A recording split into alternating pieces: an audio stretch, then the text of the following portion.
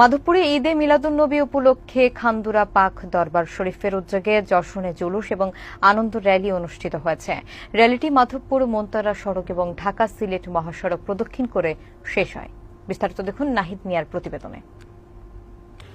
হবিগঞ্জের মাধবপুর উপজেলায় পবিত্র ঈদে মিলাদুন্নবী উপলক্ষে খান্দুরা পাক দরবার শরীফের আয়োজনে যশনে জুলুস এবং আনন্দ র্যালি পালিত হয়েছে।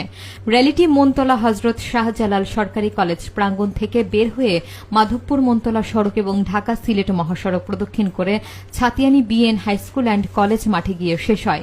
এবছর জুলুসের নেতৃত্ব দেন ব্রাহ্মণবাড়িয়ার নাসিরনগর উপজেলার খান্দুরা পাক দরবার শরীফের পীরজাদা পীর হাফেজ সৈয়দ জিয়াউল কামাল জাকারিয়া এবং সুন্নিয়তের প্রহরী পীরজাদা আলহাজ সৈয়দ জুবায়ের কামাল।